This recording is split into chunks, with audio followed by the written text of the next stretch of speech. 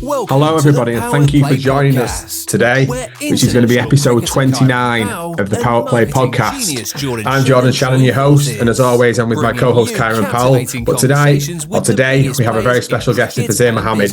Thank you so much for joining us today, Fazeer, and welcome to the PowettPlay Podcast. Good to be on the show, good to be on the programme. No, it's our pleasure. In terms of obviously starting out the chat today, where did your sort of interest in cricket sort of come from? Well, basically, I was sort of born into the game, really, because my dad was a very active cricketer, a very passionate cricketer, maybe sometimes too passionate. That's how it is when you love the game. So I more or less grew up in the environment of club cricket here in Trinidad and Tobago. Trinidad is my home island. And essentially, not just watching the game being played at club level, because of course you're talking about the late 1960s, early 1970s. There was nothing like the blanket television coverage that you have now. So you would basically be following newspaper reports. You'd be watching club cricket in your nearby community. Yeah. But also, I think what helped me in my fascination with the game is that my father's fanaticism extended to buying every available publication. Right. The West Indies Cricket Annual, edited by Tony Cozier, the late legendary Tony Cozier, had just come out for the first time in 1970.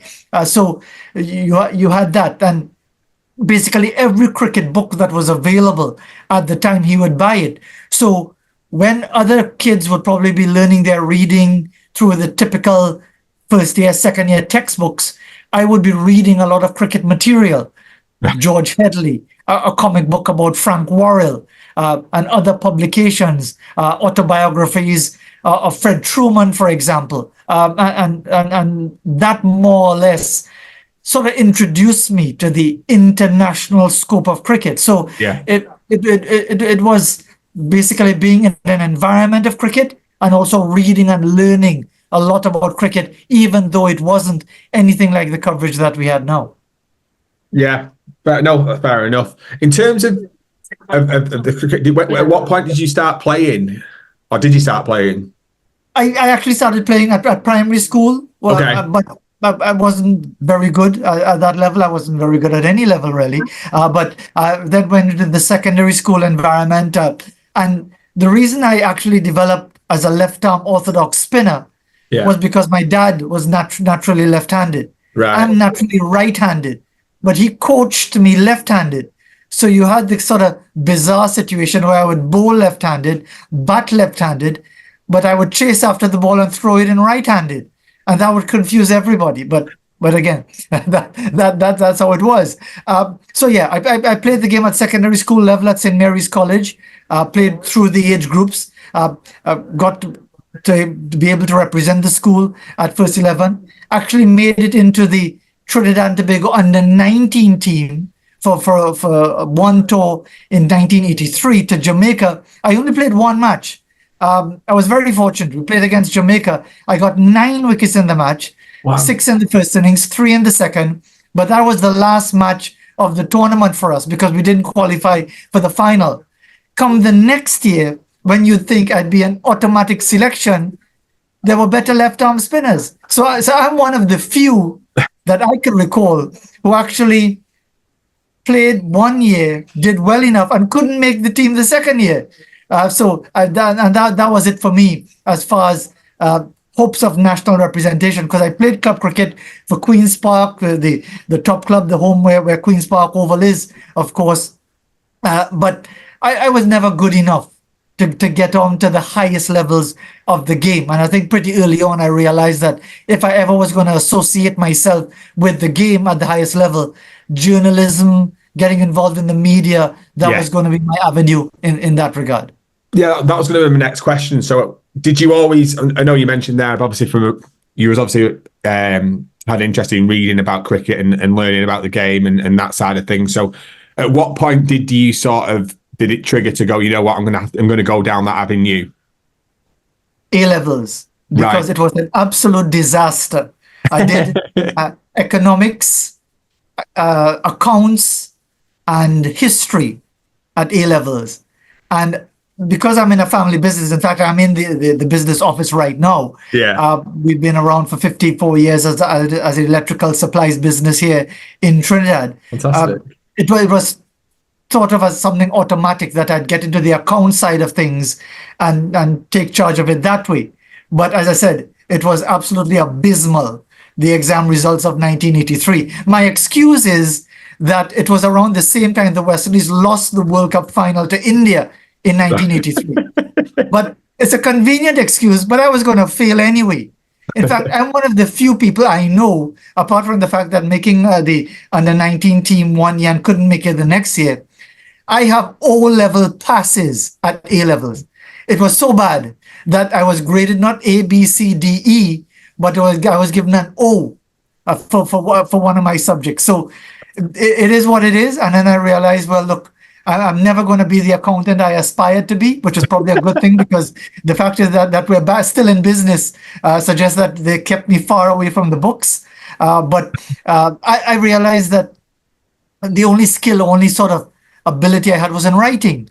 And I actually spent a year in Canada sort of redoing the equivalent of A-levels. And that isolation, being away from everybody, being away from different influences saying, you got to do this, you got to do that, it sort of cleared my head to realize, look, the only skill I have is an expression, in this case, writing. And rather than go on to university in Canada, I came back home to Trinidad and applied for a job in the daily newspapers, the Trinidad Express and the Trinidad Guardian. Right. And the Guardian gave me an opportunity as a freelancer in 1986. Right. And that was really my first foot in the door in the media. Right, okay. So how old was you been in 86, if you don't mind me asking? 21. Right, okay. Yeah. So from there, that's obviously where that side of the cricketing aspect, or was that just journalism as a whole? It was journalism right across the board. Initially, I wanted a job in the sports department, but there was nothing available. So I did freelance work actually covering secondary schools football. Football was really my beat for a few months. And then when a permanent position opened up, it was actually in the newsroom. So I was covering everything. Parliament, the courts, which was dead boring. I used to fall asleep following those sessions. But covering different events and just so more or less whatever you would do as a junior reporter in any newsroom. And then eventually I transferred to the sub-editor's desk, which is when you were editing the copy of other writers. So that was useful as well, because it gave me an understanding of what was required and editing and so on. And then I actually moved into the sports department. So that's where I really settled down for a while. Not just cricket, but covering more sports and getting familiar with that environment for a couple of years. Fantastic. So from there, then, where did that opportunity come from to get into the cricketing world? Well, the opportunity actually arose when I left the environment of the Guardian. I was working there, doing covering football, covering every sport available. But when you talk about actually specializing as a broadcaster, commentator in cricket, that came about in 1992 when I actually moved from the Guardian newspaper to what was then known as Radio Trinidad. And that's when I got the opportunity for a regional match. I sort of harassed and harangued the editor saying, look, I don't have the playing experience, but I love the game. I think I know a bit about the game, and I'm happy for an opportunity as a ball-by-ball commentator. So that you can test out my knowledge and my understanding of the game. It was for a match, Trinidad and Tobago versus Barbados at Queen's Park Oval. And it's one of those oddities that I was asked to be an expert comments person. I said, well, expert in what? I've never played the game at the highest level. But as it turned out, I didn't do a bad job, because when you really think about it, apart from in my day and what I used to do in my day, if you know the game and understand the game and you watch the game live, you can actually give some insights, some useful insights. And that's what happened. As it turned out, on the last day of that 4-day match, one of our outstanding and veteran commentators, Joseph Reds Pereira, he had to fly off to another island. Reds is always going everywhere when it comes to cricket. He's always somewhere. when it comes to cricket. And that gave me the opportunity on the last day of that match to actually do ball by ball commentary. And again, I didn't do badly, so I got the opportunity. Then because of that and that exposure, I did when the historic visit of South Africa to the Caribbean. I did ball by ball commentary in 1992 for those one day internationals in Trinidad. In those days, there would be a different commentary team for every different island, because broadcasters would be based in those islands. There was nothing like what we have now with overall rights and traveling commentary teams and anything like that. So my exposure would have been radio commentary in Trinidad for those couple of years, 1992, 93, 94, 95. I would do commentary for when the visiting teams, Pakistan in 1993, England in 1994, Australia in 1995, that historic watershed series where the West Indies lost at home for the first time in 23 years, lost a series for the first time in 15 years anywhere in the world. So that was really my grounding when it came to radio commentary, because it was all exclusively radio. There was not a dream of ever getting involved in television commentary.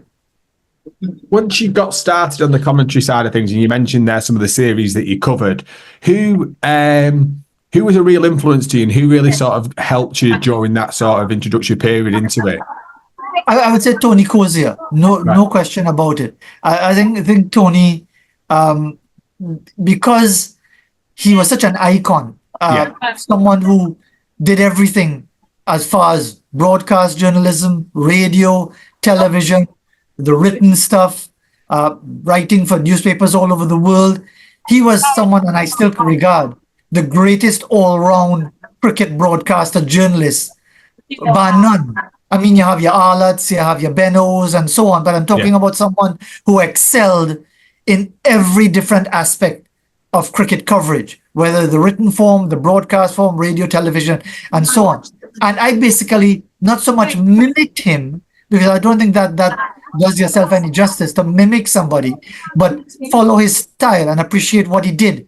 And when there were visiting commentators, for example, when South Africa came, Gerald de Kock, he was the visiting commentator. 1993, when Pakistan came, Kamar Ahmed, who's based in London, he was there. 1994, you had Jonathan Agnew and so many others from the UK who were there for England. 1995, Jim Maxwell, who I spoke to quite a bit about understanding what broadcasting is about, understanding that, yes, you want to paint a picture, but never forget that when it comes to radio, you always give the score. You always remind your audience of the score. Never forget the fundamentals. And I think one thing Jim told me that has really stuck with me, and it's because I committed one of the cardinal sins. I can't remember what day it was, but the game was petering out into a draw. And I said, well, look, it's pretty boring. It's not going to be all that exciting today. And Jim quietly pulled me aside after my commentary stint to remind me that we are in the privileged position, whether it's boring or not, of being able to describe something we love when people stuck in a dead-end job or someone doing something that they really don't like but are listening to the cricket. The last thing they want to hear is somebody telling them how boring it is. So I realize that it's actually my job to make it interesting, to find things to talk about the history, talk about context, talk about different elements of the ground, Queen's Park Oval, Guarakara Park, with the oil refinery not too far away, and so many different things. So it was all an education, that period of time, and recognizing that you have a responsibility to your audience and essentially to avoid getting swell-headed. No, I think that the way you talked about there, it's a massive skill, in my opinion, the way that commentators describe passages of play, or even such a simple delivery it might be. And I think I was it might have been a podcast I was actually listening to, and I think it was regarding Tony Cozier talking about how he, as a bowler runs in, he's describing the bowler, and then all of a sudden it then switches and it's about the batter, and it's describing how he plays it. And it was I've always found it really quite therapeutic listening to cricket commentary, on the radio, and the way that they describe it. It has this real way of allowing you to vision what's going on and things. And I think it's a real skill. In terms of, I just wanted to quickly ask you before we start talking about the West Indies in a bit more detail, is what would your biggest piece of advice be for somebody looking to get into commentary, and what is it that you would need from a skill set perspective?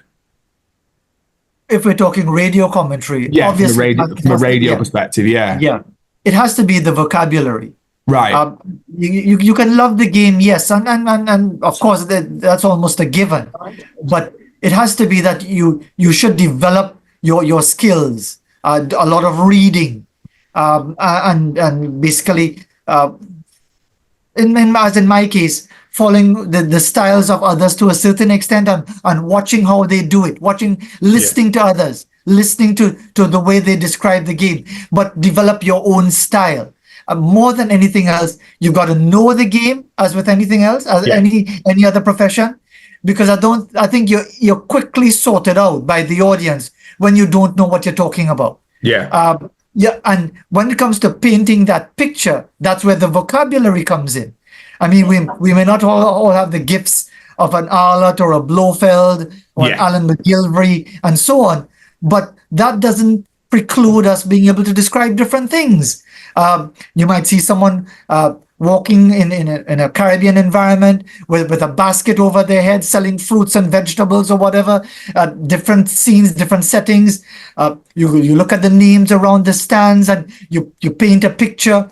I think one of the most touching sort of compliments I was ever given was actually in St. Vincent, when I was taking a taxi from the airport to the hotel for the match the next day.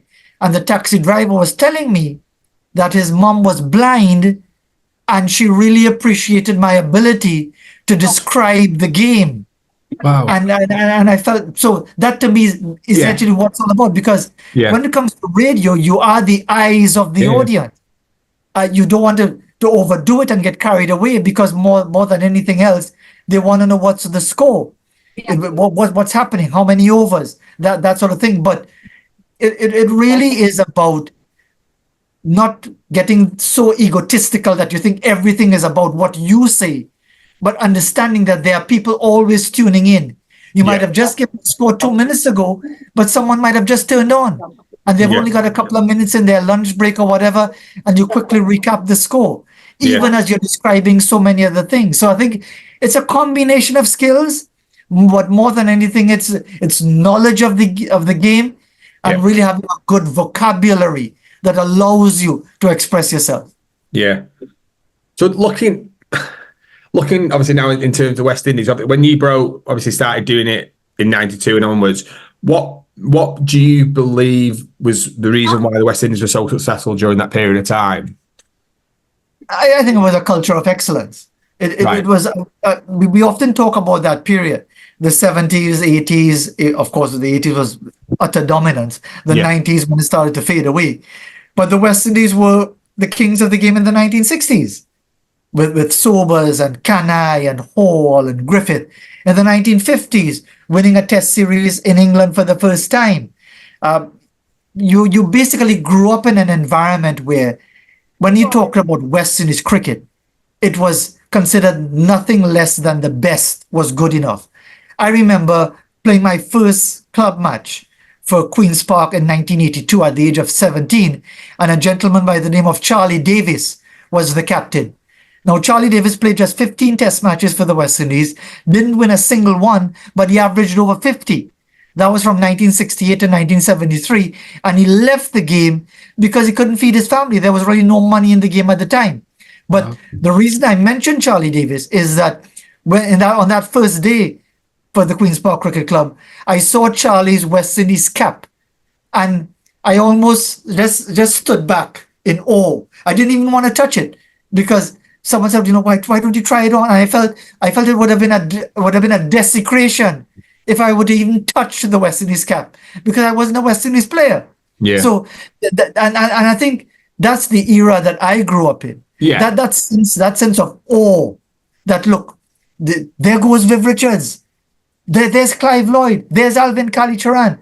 And I was never someone in pursuit of autographs. I don't have a single autograph of anybody. In fact, the only autograph I have is of Mark Taylor, the Australian captain, because my sister harangued me to get it from him on my first tour of Australia in 96, 97.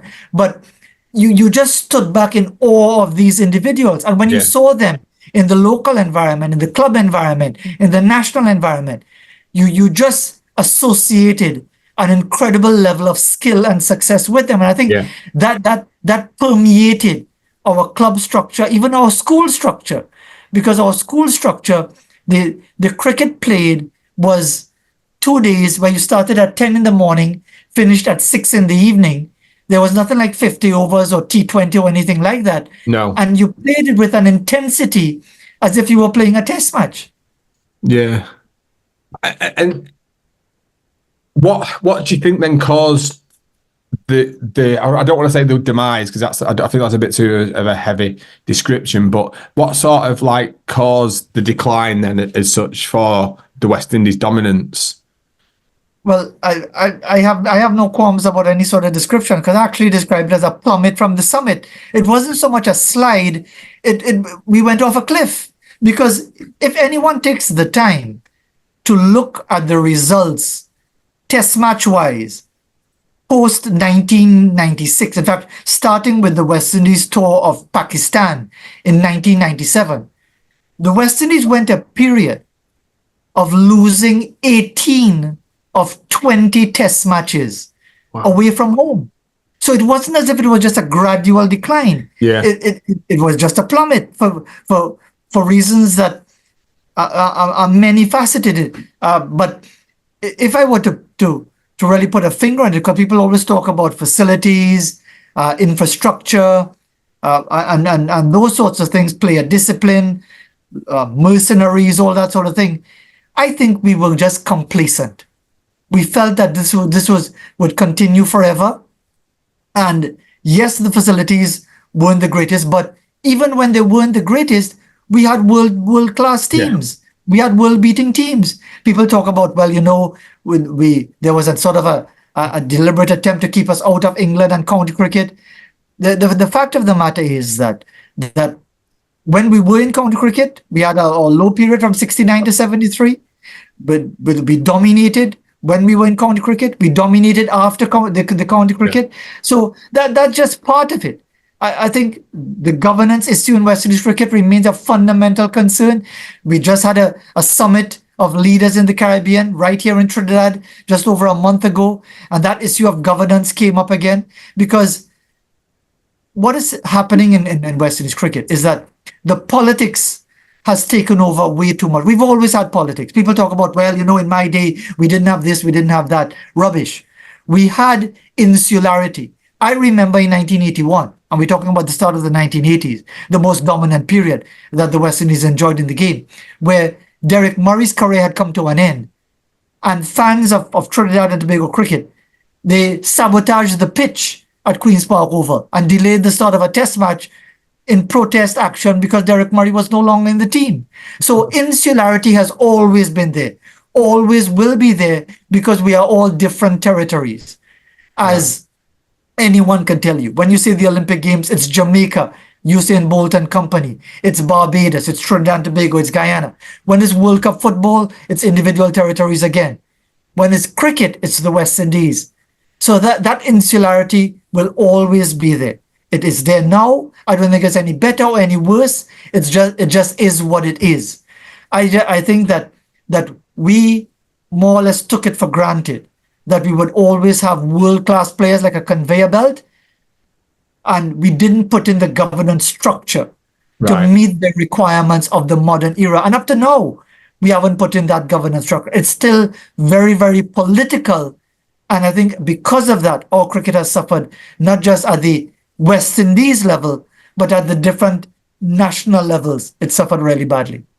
Sorry, Jordan, let me just jump in here, because I have a question to follow up on that based on Faz's answer. Faz, in terms of, I guess, the insularity, nepotism, all these things that have been prevalent in West Indies cricket throughout the years, this summit, I find, was a very interesting one, because to me, that will take us further away from parity than closer to parity, because there's already enough issues as it is with the cricketing nations. You can look at it every time there's an election, whatever territory becomes elected, you see heavy representation from that territory.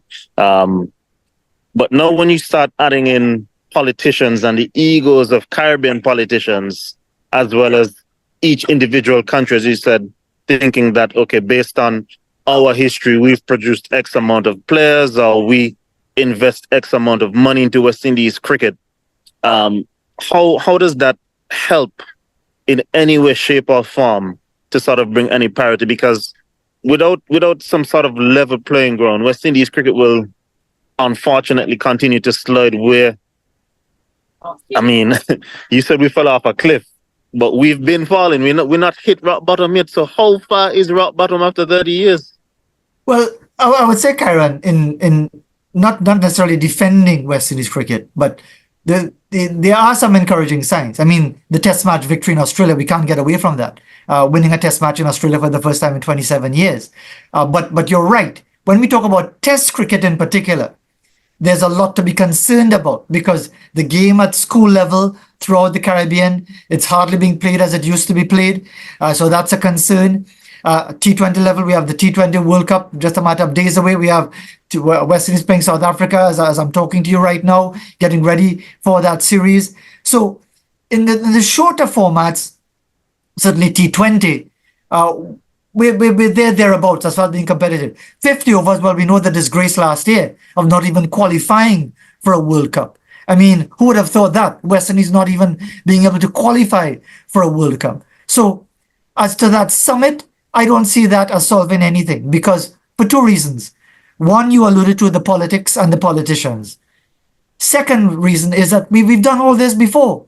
We've had 5 different professional studies on the construct of West Indies cricket. And they've all come back saying the same thing. Governance model. It is too politicized, but no one wants to change it, because the people who are to change it are the ones who are in control, who actually votes themselves out of existence. It takes a level of vision and maturity to do that, Kieran. And I think it's really wishful thinking to think that they will do that. Secondly, when it comes to the politicians of the Caribbean, they are no different.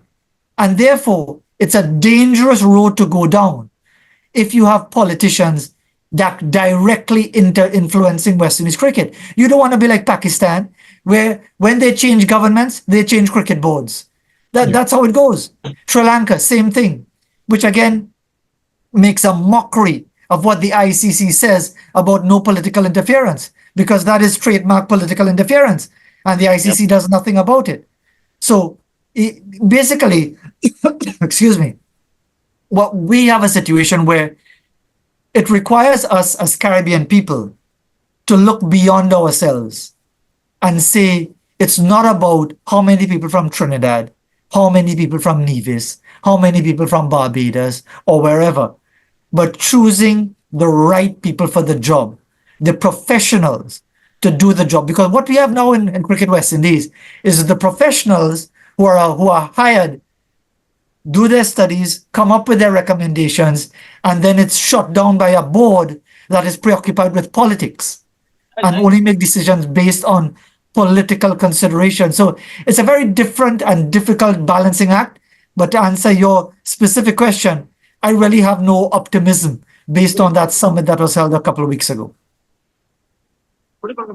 It's a sad state of affairs, because as I said, I don't think that we've ever lacked the talent in the Caribbean. You know, we've always had natural talent. You look at under 19 World Cups, for example, you're always going to find talent coming through. And the thing is, like, I don't know if the board or the respective boards think that you need an entire team to come through from an under 19 World Cup. You don't. An under 19 World Cup is every 2 years. You're going to have people in the senior team. And if you can get 1 or 2 from each under 19 World Cup, it filters into West Indies team over time. I think that's sufficient. But I think what we need to look at is, for mine in particular, the amount of cricket not being played in the Caribbean. Yeah. Because you look at the franchise setup, for example, I think that it's an extremely flawed model.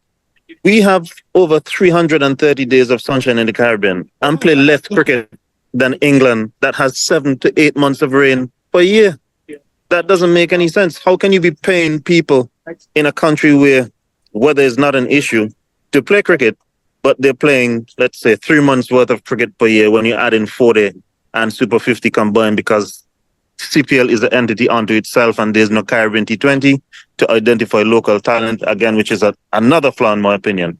But I think that there needs to be a lot more cricket played in the Caribbean, because obviously players aren't getting the opportunities to go overseas. So you need to find a way for us to hone our skills domestically. And I think the question in relation to that is, where's the money going to come from to pay for that? Because it's not like as it used to be many, many years ago, Kieran. Long before you were born, it was almost automatic, whether in Nevis or Trinidad or Guyana or anywhere else, where because there weren't as many opportunities as there are now in doing many other things, and that would be financially rewarding, there was enough of a pool of talent playing the game. And so almost automatically you'd have so many good cricketers from different territories competing for a few places, so the cream would automatically rise to the top. Now you have a situation where schools will tell you, look, we don't have the budget for a cricket program. Who's going to pay for a cricket coach? Not me, because I can barely make ends meet coping with the security considerations, for example, in a place like Trinidad, where we have so much crime and violence affecting young people especially. The priority is the safety and security of young people. We'd love for them to go out and play cricket, play football, netball, tennis, do everything you want. But in a time of limited resources, scarce resources as it would be for much of the Caribbean, you have to prioritize based on a nation's priorities. It's very selfish to say, well, we should put all this money into cricket when you have health considerations and other considerations. But if we were to get sponsors on board, and sponsors speak to credibility, we have a situation right now in Trinidad and Tobago where all of the sponsors have exited the doors of the Trinidad and Tobago Cricket Board because of $500,000 that has gone missing. And to make it even more ludicrous, the individual who highlighted it and reported it to the police has been kicked out of the cricket board for basically blowing the whistle. So, I mean, I know it's a discussion in the UK as well about the dangers of being a whistleblower. It's happened in Australia just within the last week. Someone has gone to jail for highlighting what went on with Australian soldiers in Afghanistan. So, I mean, we could go off in many different directions, but to your specific point, where's the money going to come from to finance the growth of the game at the grassroots level once again? I think funds are never really an issue in this world. I think West Indies are positioned geographically in an amazing position where you have the US not too far up. You look at all these sports hedge funds investing in various leagues, etc. I don't think it's going to be something where governments go alone. I think it's going to be sort of a CARICOM effort, a joint effort with West Indies Cricket, where they go and you might have to privatize West Indies Cricket and sell off a stake of West Indies Cricket to sort of fund the regrowth. I can't say the growth of West Indies Cricket anymore, the regrowth of West Indies Cricket. And it doesn't have to be 50% of West Indies Cricket, whatever valuation you put on West Indies Cricket. But I just think that the marketing of West Indies Cricket is poorly executed. When you look at the history that we have, we're pretty much everyone around the world's second favorite team apart from their home country. When you travel the world, everyone tells you about the history of the Viv Richards, the Joel Garners, the Gary Sobers, etc. But yet still no one can buy a Viv Richards jersey, which will still be a hot selling topic. I mean, you look at this World Cup, for example, but is it a situation where they don't want to do a revenue split with the people involved? Who knows? But I don't think that with the amount of money going around in sports leagues at the moment and people investing into and buying various sports leagues around the world, that we can necessarily use the excuse as where the funds are going to come from. I think we need to hire the necessary people that are equipped enough and have done it before in various leagues and entities and get them on board to do a feasibility study on how we're going to position West Indies cricket and privatize the game to some extent to bring in some sort of funds to grow West Indies cricket again. It's a good point. And again, I suppose when you think about it, who's going to hire these correct people? Because again, it comes back to the administrators. Because if we're talking about putting the right people in the right positions, if you've got a governance structure that is flawed, where you've got square pegs and round holes, and who don't want to give up that position, can they be trusted to make the right decisions for the long-term welfare, not just the short and medium term? West Indies cricket as a test match entity, God willing, is going to be 100 years old in 2028. 100 years of test match cricket. Are people even thinking about that as something that you could latch on to as a relaunching point for West Indies cricket, for example? So there are many opportunities, but it really requires, one, that vision, and two, that selflessness to realize that it's not about me, it's not about you, it's not about any one of us, but it's about something that's an entity that you said is the equivalent of Brazil in football. It's everybody else's second favorite. Yeah, that's such a good comparison. Definitely, it is. I'll let you jump back in, Jordan. You look like you're itching with a question. No, but West Indies can sort of, highlight and get back on board with this commercially and utilising people's experiences from a cricketing perspective, but also from a business side of things to maximise the opportunity. And as you mentioned there, Fazeer, as well, about obviously the approaching 100 years playing Test cricket, there's going to be should be maximising and trying to utilise the opportunity to really drive that home. I just quickly wanted to ask, and Philo Wallace mentioned this last week. If West Indies are going to be really successful in this T20 World Cup, and say for instance there was to go and win that, do you think off the back of that they could use it as a springboard commercially to really sort of drive some revenue into the Caribbean and really try and use that as a, to really kick on and push on? Of course they could. But again, do they have the people in place now to do it? Because if you go by the evidence of 2012 and 2016, when we won the World T20, nothing happened. So again, there's a real disconnect. And people often ask that question. They say, you see all these players, you see your Nicholas Pooran, your Kieran Pollard, your Dwayne Bravo, Sunil Narain, Chris Gale, and so many others, and Rovman Powell, and so many others now. Yeah. And say, there's so much talent available, but you guys just don't seem to be able to get it together, whether in T20 or any other format. And again, it comes back to governance. It comes back to understanding your role. And basically, let's say, for example, if there was a serious effort to build towards this World T20 and the West Indies were to win, it should be a springboard to get sponsors on board, to get proper deals, proper arrangements. But all of that will only take off if there's transparency and accountability. Yeah. We had a CPL contract signed in 2013 for 50 years. And again, many people say, well, what does it matter? Because CPL will be taking all the losses because the CPL has yet to turn a profit after all this time. But the point is, if you have an environment where it's considered normal to be secretive about things you do, then who's going to want to buy into that?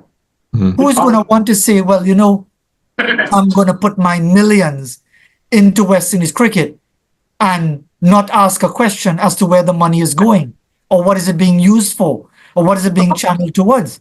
You've got to have credibility, real credibility as an administration, if you want to be able to attract those hedge funds or whatever you want to call it, anything, any sort of international financing is not going to just turn up on your door simply because you've won a world title. Yeah. So, looking ahead to the World Cup, I know we've been talking there, obviously off field. How do you feel on field they could go about? Could they get to the semi-final and go on, and potentially then go on to win it? I think the way it's structured, the West Indies should be able to advance to the Super 8s, because when you're talking about their group, for example, Afghanistan, New Zealand, obviously the major challenges, New Zealand especially, but Afghanistan on their day could beat anyone. So you don't take them for granted. And then you've got Papua New Guinea, Uganda. The West Indies should be able to move into the Super 8s phase. Getting to the semi-finals, it's going to be tough because I think West Indies have the wherewithal, they have the quality, but whether they can put it together, whether they can actually perform when it's required and perform at the optimum level, I think that is where the challenge is going to be. Because we've seen it too often where the individual players are good enough, but the sum of the parts doesn't actually deliver. And I think that is the concern, because it's felt that the bowling is a bit weak compared to the batting. And therefore, we have to see how things turn out. But it's going to be tough because you're talking about a world title. You're talking about teams that are going to be at their best, teams that have a culture of winning, like Australia, for example. England had a poor defense of the 50-over title, but you could expect them to come on strong. New Zealand can never be overlooked. You've got India there with the weight of a nation on their shoulders. There are a lot of heavyweight contenders for this World T20. Yeah. I think, from my perspective, and me and Kieran have discussed it the past few weeks, that you have got some of the personnel to go out there and beat any team on its day. And hopefully some of the conditions will favour the West Indies. And there's also a little bit of the unknown that we've discussed as well in terms of how the wickets will play in America. But hopefully, off the back of some of the lads doing quite well in the IPL as well, and obviously can try and kick on a little bit as well on that side of things. Well, I think I know for sure, before Faz comes back in, that the guys coming from the IPL are going to find it a stark difference coming to the Caribbean conditions, because there's not going to be any 260 plays, 250 happening in the Caribbean. I mean, those are 50-over type scores in the Caribbean. The pitches and the nature of our surfaces just don't allow for players to play like that. So I think in that sense, it should, I guess, favor West Indies. I mean, they're used to the conditions a lot more than others, and I think that they'll probably choose to chase based on them knowing what Faz rightfully said, is that their bowling won't be necessarily their strength. No. So I'd see West Indies as far as getting to the Super 8s. For me, if they could get to the semi-finals, I think that would be a huge thing for West Indies cricket. We're not even talking about the finals. If they could get to the semi-finals, I think that would be a great representation, given where West Indies cricket is right now. And as Faz said, coming off of that test win in Australia and heading into a test series in England, I think 8 days after the T20 World Cup final as well, it'd be like a good position, a good launching pad for West Indies cricket to sort of try and move forward in a positive direction and build upon. I just wanted to ask you in terms of the test series, who coming over to the UK, who do you see sort of being the sort of shining light for West Indies at the minute coming over? Well, I think there's obviously a lot of excitement in the aftermath of that Brisbane Test match victory about Shamar Joseph. I mean, that's inevitable. I mean, you're talking about someone with his background from his native Guyana and all the challenges that he would have faced, to get a fifer on his first day of Test cricket, to get Steve Smith with the first ball he bowls in Test cricket, and then pick up 7 wickets with that badly bruised toe in Brisbane to lead the West Indies to a first Test match victory in Australia since 1997. He's obviously going to be the focus. What it's up to the other West Indies players to do is to help take that focus and obviously that pressure off him by also performing as well. And I think the West Indies have a better than decent fast bowling attack. Not just Shamar Joseph, you've got Alzari Joseph, you've got Jaden Seals, if he's fully fit. You've got Kemar Roach, who is very experienced, but generally struggles away from home, especially over the last couple of years, but he's got vast experience. He's playing with Surrey in the English County Championship and get quite a bit of experience there. You've got Jason Holder in support. He's playing in England as well with Worcestershire, so he's getting exposure. So you've got there players who can deliver for for the West Indies with the ball. The batting looks vulnerable. Again, in English conditions, that is going to be a concern. But I think what we saw in Australia that was heartening was the fight, the willingness to fight. But that will only take you so far. You've got to be able to recognize that, certainly for batters like Alec Athanaze, for example, Kavem Hodge, and these players who are getting opportunities at the highest level of the game in the toughest format of the game, that it's really going to be a test for them to cope with the moving ball, even if it's bright sunshine, to cope with the English conditions, starting at Lord's, second test in Nottingham, then in Birmingham. So it is going to be a real challenge. The good thing is that the West Indies' last two visits to the UK, it was 1-1 going to the final test. Yeah. That in itself is an encouraging sign, because previously the West Indies would have been beaten comfortably in test match series in England prior to the year 2000. So now you have a situation between 2000 and 2017 where the West Indies were beaten badly every time. And now with the last two series, you're seeing a greater level of competitiveness. And it's up to these players to take it that one step further, to show that they could sustain the effort over 3 test matches against England in England. So it's going to be a real challenge for the West Indies. And I think to build up on that, Faz, obviously the English bowling attack is not, I mean, you're missing Stuart Broad and obviously Jimmy Anderson after the first test. So it's not going to be the most formidable bowling attack that they would have had to face in years gone by as well. So that's going to give them, I guess, somewhat respite and reprieve from, I guess, the sustained pressure that those two bring with the experience. So they definitely stand a chance. But as you said, it's important that they start well, especially the young batters coming over here. Yeah. Absolutely, because if playing in English conditions, I mean, those who talk about it, they tell you, and Karen, you would have had your own experience as well against the moving ball, and in a strange way, the absence of Anderson and Broad could actually work to England's benefit, because you're giving hungry young fast bowlers an opportunity who've been waiting in the wings for forever, waiting for Anderson's career to come to an end, waiting for Broad's career to come to an end. And I'm sure they're going to be bursting out of the stables at Lord's to prove themselves. So it's a proving ground in many ways. So I don't think the West Indies can afford to say, well, okay, Broad and Anderson aren't there anymore, we could take it a bit easier, although I respect your point. The fact is that their careers had to come to an end at some time, and therefore they're going to have to cope with the younger breed of fast bowlers coming out of the UK and desperately wanting to be successful, to be available for the next tour and the next, because as we all know, when it comes to English cricket, they live and die for the Ashes. Yeah. Everything is about pre-Ashes or post-Ashes. Yeah. So there's that tremendous level of competitiveness in that regard. Yeah. Yeah, I was just going to say, I think that the West Indies can take confidence in the fact that there is no Anderson and Broad, but ultimately, like you mentioned there's obviously going to be, well, I think they'll probably play close to maybe 6 or 7 seamers throughout the series, probably potentially close to maybe even 8, to see which works, which partnerships work.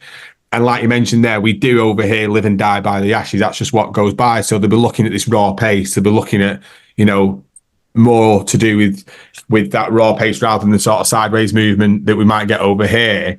So I do think there'll be plenty of chopping and changes throughout it. But that, in my opinion, as well, will be an advantage to the West Indies, because they will be looking at how it works down under and things. So I think they've got a great opportunity to sort of. I don't want to sound like I'm being detrimental here, but I do think that they've got a great opportunity rather than sort of coming over and struggling. I think they'll do well. Yeah, it's interesting because there are so many different angles to it, because it always feels a bit disrespected when you hear about England, for example. And Karen might recall this. When England came to the Caribbean in 2019, Stuart Broad didn't play the first test match. They came in 2022 without Broad and Anderson. They came in without both, didn't they? Yeah. Yeah. So it felt as if, well, it's only the West Indies and it doesn't really matter. Yet England lost both series. Yeah. England have only won one test series in the Caribbean in the last 50 years, 2004. So there seems to be a level of disregard. And I don't know if the West Indies players themselves don't use that as a motivation to say, look, maybe we may be lightly regarded, but please don't discount the history and the facts about West Indies cricket versus England, certainly in the Caribbean. But also, this might be the opportunity to get one up on England if they're going to be, as you say, going with as many as 8 different pacers across 3 tests.